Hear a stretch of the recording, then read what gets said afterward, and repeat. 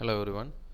இந்த வீடியோவில் நம்ம knee joint அதனுடைய anatomy இதையெல்லாம் நம்ம கொஞ்சம் டீட்டெயிலாக பார்க்கலாம்.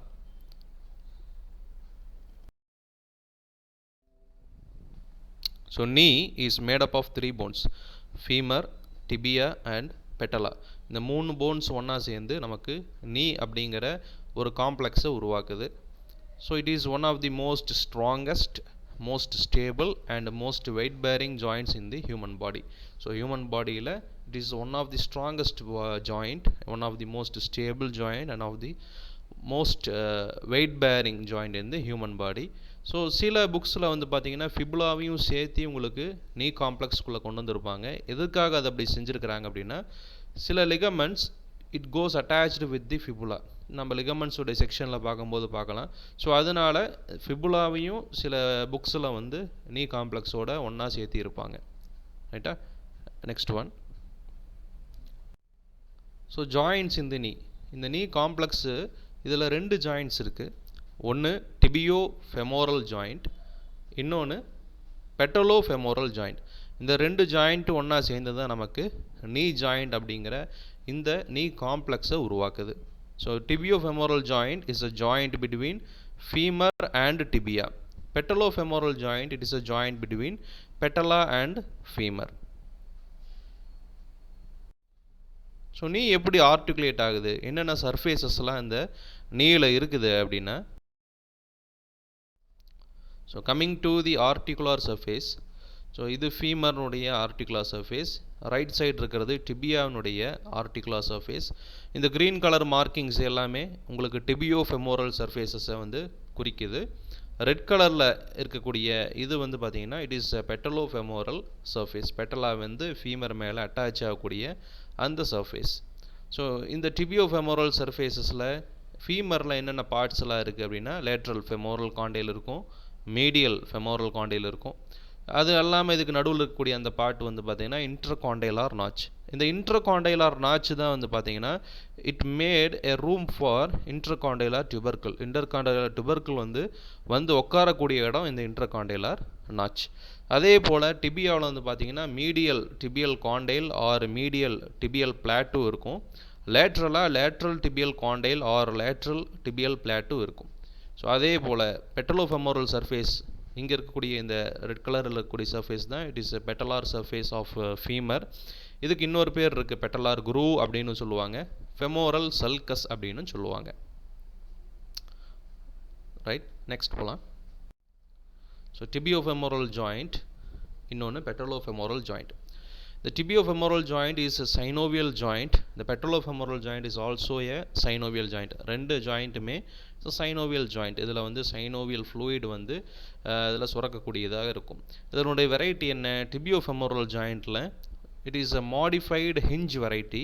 Patellofemoral joint it is a plain variety. So நம்ம plain variety அப்படின்னாவே தெரியும், it is a multi axial variety. அதில் நிறைய ஆக்சிஸில் நிறைய பிளேன்ஸில் வந்து மூமெண்ட்ஸ் வந்து நடக்கும். ஆனால் இந்த டிபியோஃபெமோரல் ஜாயிண்ட் வந்து பார்த்திங்கன்னா it is a modified hinge variety. ஏன் அதை மாடிஃபைடு ஹிஞ்ச் அப்படின்னு நம்ம சொல்கிறோம்? பிகாஸ் எ டிப்பிக்கல் ஹிஞ்ச், ஒரு சாதாரண ஆர்டினரி ஹிஞ்ச் அப்படிங்கிறது பார்த்திங்கன்னா அது uniaxial. It allows only flexion and extension. அது ஃப்ளெக்ஷனும் எக்ஸ்டென்ஷனும் மட்டும்தான் அலோவ் பண்ணும். But knee joint allows a limited amount of rotation and side to side movement. இந்த நீ ஜாயிண்ட், இந்த டிபியோஃபெமோரல் ஜாயிண்டில் ஒரு லேஸான மீடியல் அண்ட் லேட்ரல் ரொட்டேஷன் இருக்கும். அதே சமயம் side to side movement, varus and valgus movements வந்து இந்த நீ ஜாயின்ஸில் இருக்கும். ஸோ அதனால இந்த tibiofemoral joint is considered as a modified hinge joint. இந்த patellofemoral joint it is a plane variety. Right, next போகலாம். So coming to the capsule. So it attached to the margins of femoral and tibial articular surface. இந்த capsule இந்த femoral and tibial articular surface அப்படியே பார்த்தோமா இல்லையா, அதனுடைய மார்ஜின்ஸில் இது attach ஆகிருக்கும். அதனுடைய ஓரங்களில் இந்த கேப்சியூல் வந்து அட்டாச் ஆகிருக்கும். So it is relatively weak and reinforced by ligaments and capsules. So இந்த நீ ஜாயிண்ட்னுடைய capsule it is not like a hip joint capsule. Hip joint capsule அப்படிங்கிறது ரொம்பவே ஒரு பலம் வாய்ந்த ஒரு கேப்சியூலாக இருக்கும். பட் ஆனால் நீ ஜாயிண்ட்டுடைய capsule it is very weak and it is reinforced by ligament and muscles. இதனுடைய தெம்பு எது வந்து அதிகப்படுத்துது அப்படின்னா லிகமெண்ட்ஸும் மசில்ஸும் தான் இதனுடைய சத்து, இதனுடைய தெம்பை வந்து பலத்தை வந்து அதிகப்படுத்தக்கூடியதாக இருக்குது. ஸோ கேப்ஸ் ஆர் ஓப்பனிங்ஸ் இந்த கேப்சூல்ஸ். இந்த கேப்சூல்ஸில் சில ஓப்பனிங்ஸ் இருக்கும். அது என்னென்ன ஓப்பனிங்ஸ் அப்படின்னா, so first opening it present இந்த anterior portion of the capsule. கேப்சூலினுடைய ஆன்டீரியர் போர்ஷனில் ஒரு ஓப்பனிங் இருக்கும். அதனுடைய margin attach to the borders of patella, பெட்டலாவினுடைய அந்த ஓரங்களோட அப்படியே அட்டாச் ஆகி அது அப்படியே நிறைவடைஞ்சிருக்கும். ரெண்டாவது கேப் வந்து பார்த்தீங்கன்னா it's also present in the postero lateral portion, பின்புறமாகவும் வெளிப்புறமாகவும், கேப்சூலினுடைய பின்னாடி புறமும் அதனுடைய வெளிப்புறமாகவும் இது வந்து ஒரு ஓப்பனிங் இருக்கும். Because to give a passage to tendon of popliteus muscle. Popliteus மசிலினுடைய டெண்டான் போய் அட்டாச் ஆகிறதுக்கு, போனோட அட்டாச் ஆகிறதுக்காக இந்த கேப்சூலில் பின்பக்கமாக இன்னொரு ஓப்பனிங் இருக்கும். ஸோ இந்த ரெண்டு ஓப்பனிங் இந்த கேப்சூல்ஸில் இருக்குது. So layers of the capsule இது வந்து it's common for all the capsules. இந்த மாதிரி தான் கேப்சூலும் இருக்கும். So every capsule contain outer fibrous layer which is continuous with the tendons. டெண்டான்ஸோட அந்த அவுட்டர் ஃபைப்ரஸ் லேயர் வந்து அப்படியே கண்டினியூஸாக இருக்கும். டெண்டான்ஸ் போய் அந்த கேப்சூலோட சில இடங்களில் பிளெண்டாக இருக்கும். ஸோ இதுதான் outer fibrous layer, stratum fibrosum அப்படின்னு சொல்லுவாங்க. அதே போல் இன்னர் சைனோவியல் லேயர், இந்த இன்னர் சைனோவியல் லேயரில் தான் சைனோவியல் ஃப்ளூயிட் வந்து செக்ரேட் ஆகும். ஸோ இது எல்லா கேப்சூல்ஸுக்குமே காமனான ஒரு விஷயம், right? Next one. So coming to the bursa. So இங்கே 4 இம்பார்ட்டன்ட் பர்சாவை நம்ம பார்க்குறோம். Pre patellar bursa, infra patellar bursa, supra patellar and pes anserine bursa. So first இந்த ப்ரீ பெட்டலார் பர்சா பேர்லேயே இருக்குது. ப்ரீ பெட்டலார், பெட்டலாவுக்கு anterior-ஆ இருக்கும். It is located in front of the petala. It helps to reduce the friction between skin and petala. ஸ்கின்னுக்கும் பெட்டலாவுக்கும் நடுவில் இருக்கக்கூடிய அந்த உராய்வை, அந்த frictional ஃபோர்ஸை குறைக்கக்கூடியதாக இந்த ப்ரீ பெட்டலா பர்சா இருக்குது. ரெண்டாவது இன்ஃப்ரா பெட்டலா பர்சா. 2 இன்ஃப்ரா பெட்டலா பர்சா இருக்குது. ஒன்று சூப்பர்ஃபிஷியல், இன்னொன்று டீப். ஸோ சூப்பர்ஃபிஷியல் எதுக்கு இடையில இருக்குது? It's found between patellar tendon and the overlying skin. Patellar டெண்டானுக்கும் ஸ்கின்னுக்கும் நடுவில் இருக்கிறது இந்த superficial infra patellar bursa. Deep infra patellar bursa it's located between patellar tendon and the tibia. Patellar டெண்டானுக்கும் அது அட்டாச் ஆகக்கூடிய அந்த டிபியாவுக்கும் நடுவில் இந்த டீப் இன்ஃப்ரா பெட்டலார் பர்சா இருக்குது. ஸோ இது வந்து எதுக்கு நடுவில் இருக்கக்கூடிய ஃப்ரிக்ஷனை குறைக்குது? Between patellar tendon and the tibia. மூணாவது supra patellar bursa. It is positioned above the patella. பெட்டலாவுக்கு மேலே இந்த சுப்ரா பெட்டலார் பர்சா இருக்கும். It lies between the quadriceps tendon and the femur. Quadriceps டெண்டானுக்கும் ஃபீமருக்கு நடுவில் இருக்கக்கூடிய அந்த ஃப்ரிக்ஷனல் ஃபோர்ஸஸை, அந்த ஷியர் ஃபோர்ஸஸை குறைக்கக்கூடியதான் இந்த சுப்ரா பெட்டலார் பர்சா இருக்குது. நாலாவது பெஸ் ஆன்சரின் பர்சா. ஸோ பெஸ் ஆன்சரின் அப்படிங்கிறது என்னது?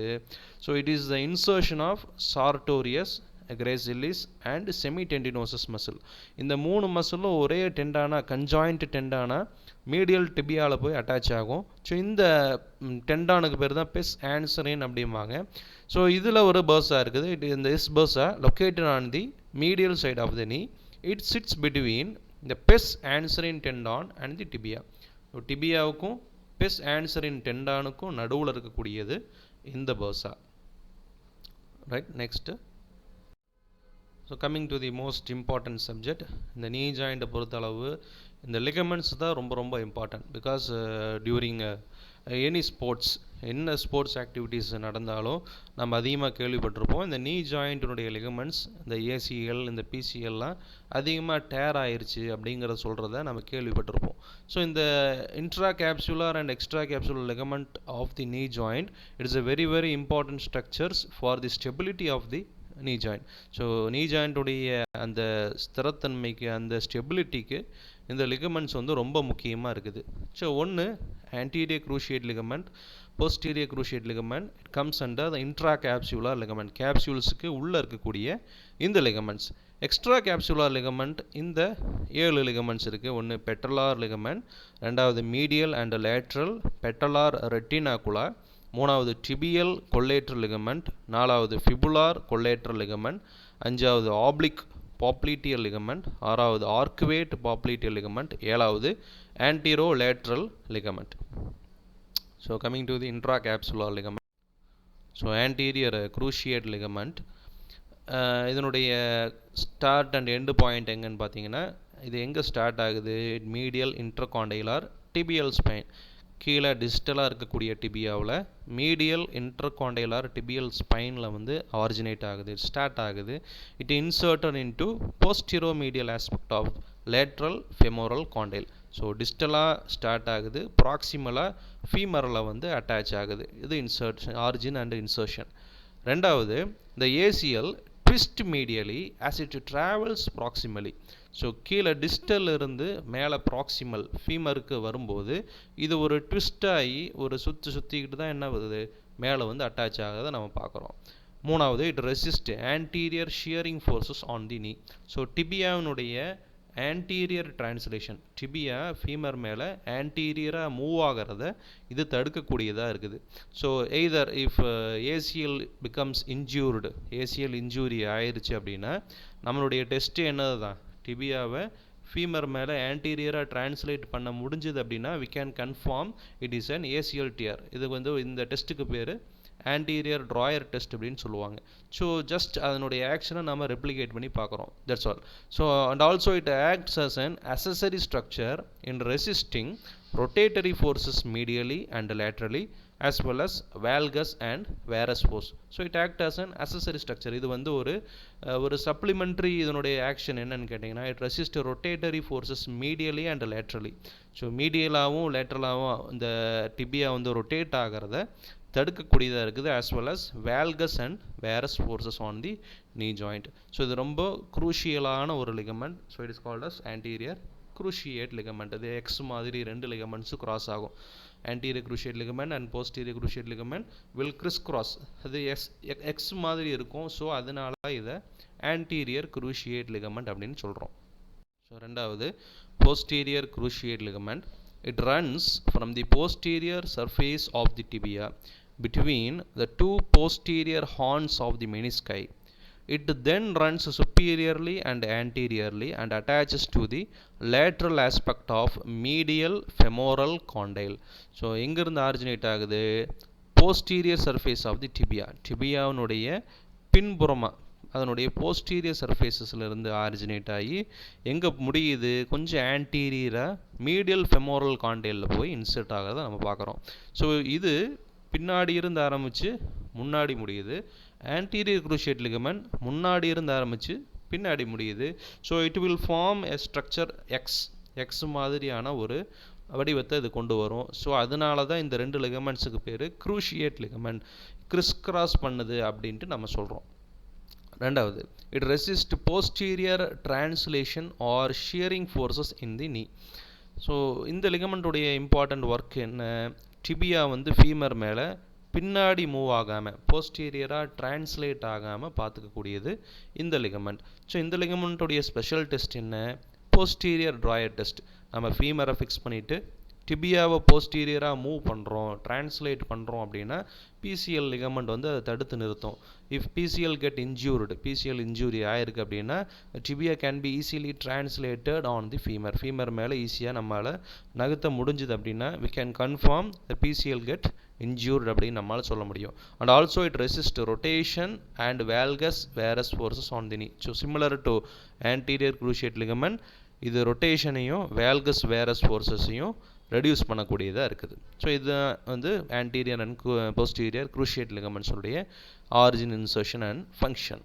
So coming to the extra capsular ligament. So extra capsular லிகமெண்ட்டில் ஃபர்ஸ்ட் லிகமெண்ட் இந்த பெட்டலார் லிகமெண்ட், பெட்டலார் டெண்டான் அப்படின்னு சொல்லுவோம் இல்லையா.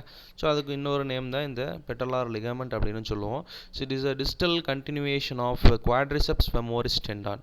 குவாட்ரிசெப்ஸ் ஃபெமோரிஸ் டெண்டானுடைய டிஸ்டல் தொடர்ச்சி தான் இந்த patellar tendon or patellar ligament. It extends from the apex of petala, petalaவினுடைய அப்பெக்ஸ்லேருந்து ஸ்டார்ட் ஆகி it inserted into the tibial டியூபராசிட்டியில் போய் இது இன்சர்ட் ஆகக்கூடியதாக இருக்குது.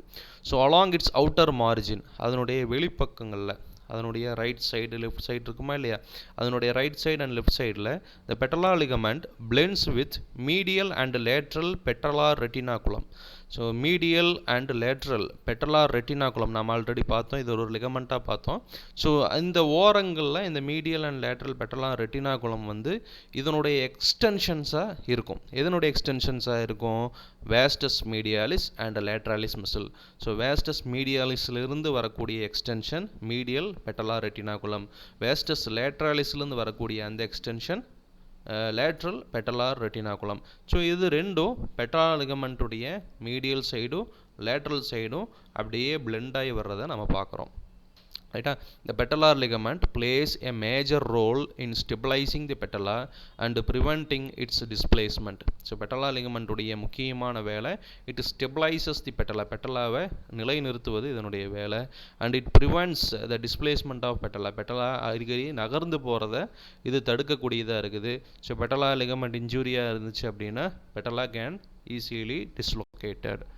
Right? So next one, medial collateral ligament. medial collateral ligament. So medial collateral ligament பேர்லேயே இருக்குது, அது மீடியல் சைடு தான் இருக்கும்.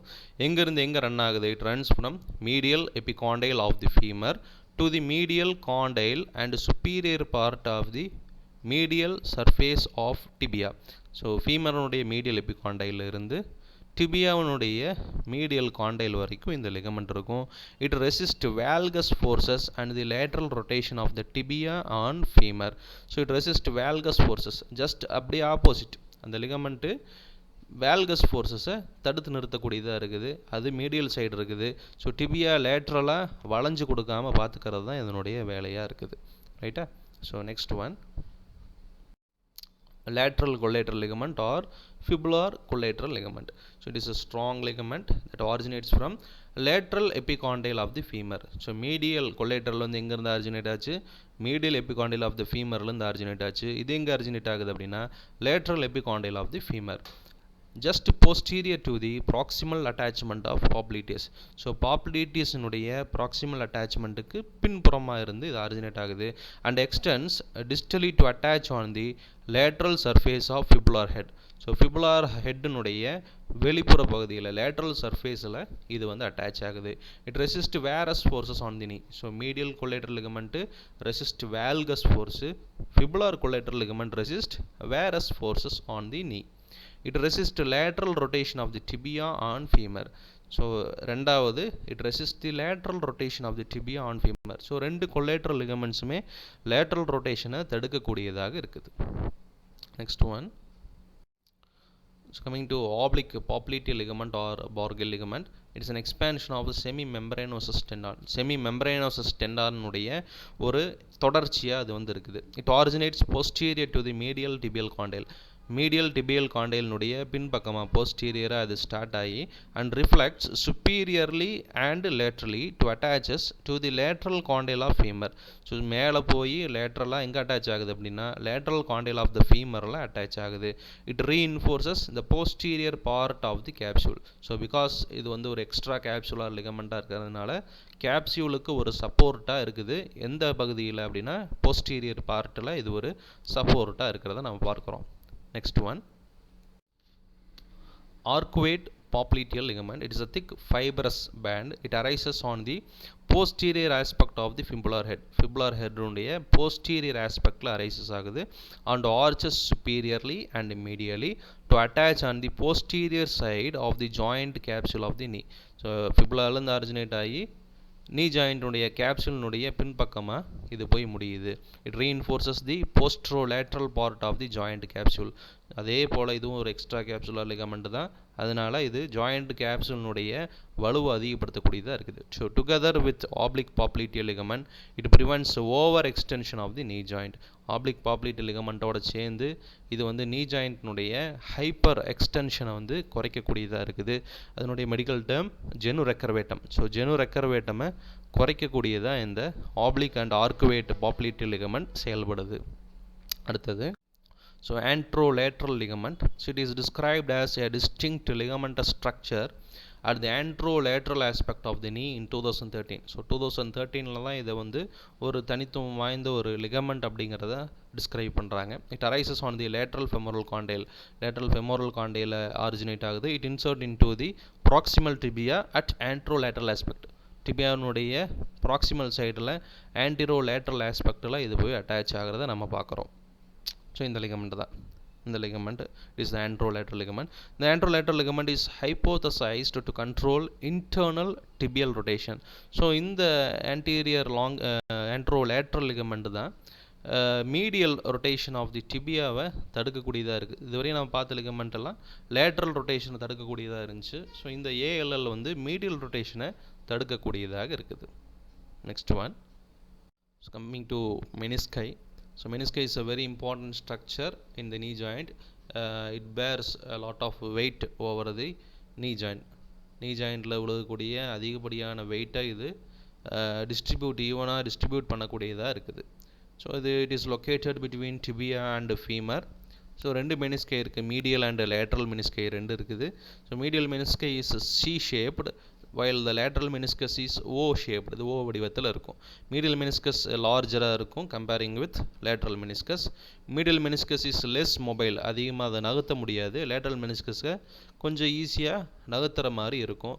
ஸோ அதனால தான் medial meniscus is more prone to injury. அது அதிகமாக நகராத காரணத்தினால it is more prone to injury. அடுத்தது, so medial meniscus attached to medial collateral ligament and joint capsule. The lateral meniscus is attached to joint capsule and not to the lateral collateral ligament. So இதனுடைய function என்ன? மொதல் function shock absorption, ரெண்டாவது stability of the knee joint, மூணாவது evenly distributing the load, நாலாவது joint lubrication, அஞ்சாவது ப்ரோப்ரியோசெப்ஷன்.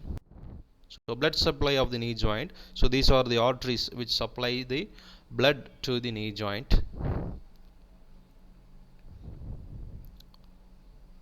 அடுத்தது movements. என்னென்ன movements நம்ம ஆல்ரெடி பார்த்தோம். It's a modify hinge joint.